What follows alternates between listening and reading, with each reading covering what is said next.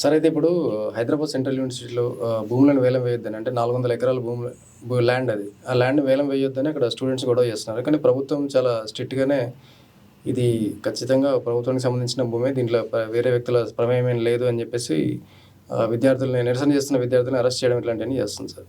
నిజానికి ఈ భూమి ఎవరికి చెందింది సార్ ఇది? ఇది నిజానికి ఏంటంటే మొత్తం అంతా కూడా అంటే ప్రభుత్వ విద్యాలయాల నిర్వహణ కూడా ప్రభుత్వంలో బాధ్యతలో భాగమే. అసలు ఎవరికి చెందింది, అమ్ముకోవడానికి హక్కు ఉందా లేదా అనే దానికంటే కూడా ముందు అసలు దీనికి ఈ స్థలం యూనివర్సిటీ పరిధిలోకి రావడానికి కారణాలు ఏంటి, ఒక చారిత్రకమైనటువంటి కారణాలు, విద్యాపరమైనటువంటి అవసరాలు, వీటిని దృష్టిలో పెట్టుకుని 70స్లోనే ఇందిరాగాంధీ టైంలోనే ఈ యూనివర్సిటీని ఒక ప్రత్యేకమైనటువంటి చట్టం కింద నెలకొల్పడం జరిగింది. 2000 పైచిలకు ఎకరాలతోటి 2400 ఎకరాలతోటి నెలకొల్పినటువంటి విశ్వవిద్యాలయం, చాలా ప్రెస్టీజియస్ యూనివర్సిటీ. దానికి కూడా నేపథ్యం ఏంటంటే అంతకుముందు ఈ ఆంధ్ర తెలంగాణకు సంబంధించి ప్రత్యేక తెలంగాణ రాష్ట్రం గురించి 1969లో ఉద్యమం జరగడం, జై ఆంధ్ర అంటూ 71లో ఉద్యమం జరగడం, ఈ రెండింటి నేపథ్యంలోని దృష్టిలో పెట్టుకుంటూ విద్యాపరమైనటువంటి అవసరాలను తీర్చేటటువంటి ఒక సెంట్రల్ యూనివర్సిటీ రెండిట్లోని భాగంగానే చూస్తూ ఒక ఉన్నతమైనటువంటి విద్యా సంస్థను నెలకొల్పాలంటూ కేంద్ర ప్రభుత్వ చట్టంతో వచ్చింది. తర్వాత ఈ స్థలాన్ని కూడా కేటాయించారు. అయితే ఇది యూనివర్సిటీకి రిజిస్టర్ చేశారా లేదా అదంతా, ఎందుకంటే ప్రభుత్వ విద్యా వ్యవస్థ, ప్రభుత్వ విద్యా సంస్థ కనుక ఆటోమేటిక్గానే సహజంగానే కేటాయించామని చెప్తే సరిపోతుంది. కనుక అది జరగలేదు. మధ్యలో ప్రభుత్వాలు ఏం చేసినాయంటే కొంత భూభాగాన్ని వేరే అవసరాల కోసం కేటాయించడం, దాని మీద న్యాయపరమైన వివాదాలు రావడం, ఇటీవల కాలంలో మళ్ళీ ఆ క్లియరెన్స్ కూడా తెచ్చుకోవడం, దాంతో ఆ 400 ఎకరాలని గతంలో వేరే వాళ్ళకి కేటాయించిన స్థలాన్ని ప్రభుత్వానికే చెందిందని చెప్పి చూపిస్తూ ఇప్పుడు వేలానికి వెళ్ళడానికి ప్రయత్నం చేస్తుంది. నిజానికి ఒక ఆక్రమణలోకి గురైనటువంటిది కానీ, లేదంటే గతంలో అక్రమ కేటాయింపులు జరిగి మళ్ళీ తిరిగి ప్రభుత్వం సొంతం చేసుకోగలిగినటువంటి స్థలాన్ని విస్తృతమైనటువంటి ప్రజా ప్రయోజనాల దృష్ట్యా వాడాల్సినటువంటి బాధ్యత ప్రభుత్వానికి ఉంటుంది. విస్తృతమైన ప్రజా ప్రయోజనాలు అంటే ఏమొస్తాయి? కామన్గా ఉండేటటువంటి అవసరాలు ఏంటి?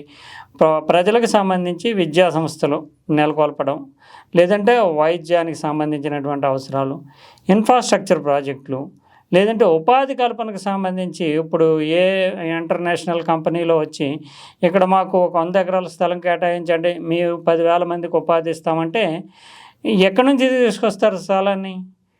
అటువంటి అవసరాలు అంటే విద్యారంగము, వైద్య రంగము, ఉపాధి, ఇన్ఫ్రాస్ట్రక్చర్ సంబంధించినటువంటి విషయాలకి కేటాయించాను. కానీ అయితే ఇప్పుడు అక్కడ చూస్తుంటే పరిస్థితి అలా లేనట్టు అనిపిస్తుంది సార్. ఏదో రియల్ ఎస్టేట్ వ్యాపారం ప్రభుత్వం కూడా ఎలా అయిపోయిందంటే, ప్రభుత్వం కూడా రకరకాల కారణాలు ఇచ్చే ప్రభుత్వం ఇప్పుడు ఏమైపోయిందంటే ఒక వ్యాపార సంస్థగా మారిపోయింది. నిజానికి ప్రభుత్వం అనేది 5 ఏళ్ళు 10 ఏళ్ళు మనం ఎన్నుకునేది 5 ఏళ్ల కాలానికి, లేదు ఒకే ప్రభుత్వం వరుసనే 2 సార్లు కొనసాగిన 10 ఏళ్ల కాలానికి. ఈ భూమి మీద అధికారం ప్రజలది. అయితే ప్రభుత్వాలు ఏం చేస్తున్నాయంటే ఈ భూమి మీద ధర్మకర్తలుగా వ్యవహరించాలి. వాళ్ళు ఈ భూమికి సంబంధించి ఆక్రమణలు జరగకుండా చూడడము, ప్రజా ప్రయోజనాలకు భూమిని కేటాయించడం. ఒకవేళ ప్రైవేటు వ్యక్తులకే లీజుకి ఇచ్చినా 90 ఏళ్ళకే లీజుకి ఎందుకు ఇస్తారంటే తిరిగి మళ్ళీ ప్రభుత్వానికి 2 తరాలు 3 తరాల తర్వాత మళ్ళీ ప్రభుత్వానికి వస్తుందని, అంటే ఏ రకమైనటువంటి అవసరాల దృష్టి అందువల్ల.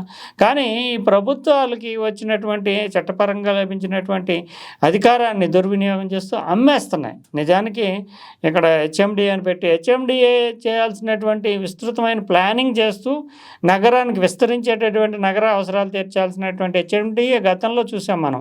అదొక రియల్ ఎస్టేట్ వెంచర్లు వేయడము, కాలనీ లేఅవుట్లు చేయడము, వాటిని అమ్మడము, దాని ద్వారా ఆదాయాన్ని సమకూర్చి ప్రభుత్వానికి ఇవ్వడం, అంటే ఒక రియల్ ఎస్టేట్ వెంచర్లాగా ప్రభుత్వాలు మారిపోయినాయి. ఇప్పుడు వీళ్ళేమో విపరీతమైనటువంటి వాగ్దానాలు, హామీలు ఇస్తున్నారు. వాటిని నెరవేర్చుకోవడం సాధ్యం కావట్లేదు. దానికోసము తరతరాలకి, అంటే ఇప్పుడు మనం ఉన్నాము 2-3 తరాలు పోయిన తర్వాత ఏదన్నా ఈ జనరేషన్ కాకుండా నెక్స్ట్ జనరేషన్ కానీ ఆ తర్వాత జనరేషన్ కానీ పెద్ద అవసరాలు వస్తే ఈ భూములు ఎక్కడి నుంచి తీసుకొచ్చిస్తారు? భూమి అనేది ఏమీ పెరిగేటటువంటిది కాదు. డబ్బులంటే ప్రజల మీద పన్నేసి అదనంగా సమకూర్చుకోవచ్చు, కానీ భూమి ఎక్కడి నుంచి తెస్తారు? ఇప్పటికే నిజానికి ప్రాజెక్టుల రూపంలో భూములు సేకరించడం అనేది చాలా కష్టమైపోయింది. ఒకసారి ప్రభుత్వం చేతిలోంచి భూమి కోల్పోతే కనుక తిరిగి ప్రభుత్వమే సేకరించలేని పరిస్థితి. ఇప్పుడు వివిధ రకాలైన ప్రజా ప్రయోజన ప్రాజెక్టులు, ఇరిగేషన్ ప్రాజెక్టులు కానీ, ఇన్ఫ్రాస్ట్రక్చర్ ప్రాజెక్టులు కానీ, మెట్రో రైలు వంటి ప్రాజెక్టులు కానీ కట్టాలనుకున్నప్పుడు ప్రభుత్వానికి ప్రధానమైనటువంటి సమస్య భూసేకరణే. భూసేకరణ. ఎందుకంటే అంత వాల్యూ అయిపోయింది, ప్రజలు ఇష్టపడట్లేదు. అటువంటప్పుడు తన అధీనంలో ఉన్నటువంటి భూమిని కూడా కాపాడుకోలేకపోవడం లేదు. నిజానికి అక్కడ సెంట్రల్ యూనివర్సిటీ దగ్గరే ఇంకో పెద్ద విశ్వవిద్యాలయానికి దేనికన్నా ఆ స్థలాన్ని కేటాయితే ఎవరు అభ్యంతరం చెప్పరు. Purpose same education. లేదంటే ఇంటర్నేషనల్ ఇన్స్టిట్యూషన్స్ కూడా భారతదేశంలో ప్రవేశపెట్టడానికి ఇప్పుడు ప్రయత్నం చేయాలి. అటువంటి సంస్థలకి కేటాయించుంటే పర్వాలేదు. కానీ పక్కా వ్యాపార ధోరణితో ఇప్పుడు ఈ 400 ఎకరాలని అక్కడ యావరేజ్ని 30 కోట్ల రూపాయల ఎకరం ఉన్నా సరే 12,000 కోట్ల రూపాయల వరకు సమకూరుతుందని అంచనాలతోటి. ఇక్కడ గవర్నమెంట్ టార్గెట్ వచ్చేసి 400 ఎకరాలు అమ్మేసి వీళ్ళకి 30,000 కోట్లు అంటే పక్కా అంటే చాలా అంటే ఈ రంగంలో తలపండిపోయిన సంస్థలు ఆలోచించినట్టు ఆలోచిస్తున్నాయి. ఎందుకంటే 30,000 కోట్ల రూపాయలు అనేది చాలా ఎగ్జాగరేషన్ ఫిగరు.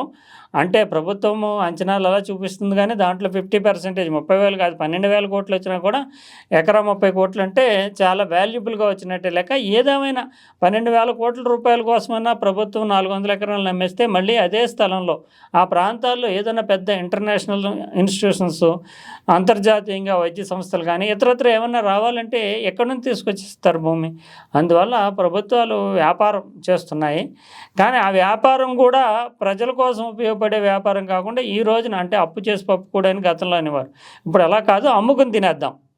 అప్పు చేస్తే మళ్ళీ కట్టాలి, అప్పు కూడా ఇచ్చేవాళ్ళు లేరు. అందుకని అమ్ముకుని తినేద్దాం, ఈరోజు పండుగ చేసుకుందాం, రేపటి గురించి రేపు ఆలోచించుకుందాం. రేపు ఎవరు అధికారంలోకి వస్తారో వాళ్ళ కర్మ, రేపు పన్నులు కట్టాల్సిన ప్రజల కర్మ, ఇన్ఫ్రాస్ట్రక్చర్ లేకపోతే ఇబ్బందులు పడాల్సింది ప్రజలే. అందువల్ల ఇది అమ్ముకు తినేద్దాం అనేటటువంటి ధోరణి ప్రభుత్వానికి వచ్చింది. ప్రజలు కూడా ఈరోజు మాకు ఏ స్కీములు ఇస్తున్నారు, మా పథకాలు ఏంటి అని ఆలోచిస్తున్నారు తప్ప భవిష్యత్తులో ఈ రాష్ట్రానికి ఈ దేశానికి ఏం చేస్తారు వీళ్ళు అని ప్రజలు కూడా ప్రభుత్వాలను అడగట్లేదు. అందువల్ల ఖచ్చితంగా ఈ ధోరణి ఇలాగే ముందుకెళ్తుంది. వాళ్ళు కూడా ప్రభుత్వం దాదాపు మీరు చెప్తున్నట్టు 30,000 కోట్లు అయితే అంత పెద్ద మొత్తం దాదాపు 10వ వంతు బడ్జెట్లో 10వ వంతు సమకూరుతుంది. అందువల్ల ఎన్ని నిర్బంధాలు ఎదురైనా చట్టపరంగా ప్రభుత్వానికి కొన్ని హక్కులు ఉంటాయి కనుక అరెస్టులు చేసన్నా నిర్బంధం అమలు చేసన్నా ముందుకెళ్ళడానికి అవకాశం కనిపిస్తుంది.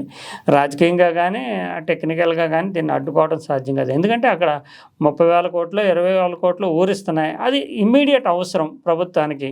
ప్రభుత్వం ఇచ్చిన హామీలు నెరవేర్చడానికి ఖచ్చితంగా ప్రజలకు అంటే మాకు ఓట్లేయండి, మేము అధికారంలో ఉంటాము, మీ సొమ్మే మీకు పెడతాము, మీకు మీ తరతరాలకి ఉపయోగపడాల్సినటువంటి ఆస్తిని అమ్మేసేసి మీకు ఈ రోజున సంక్షేమ పథకాల రూపంలో ఇచ్చేస్తాము.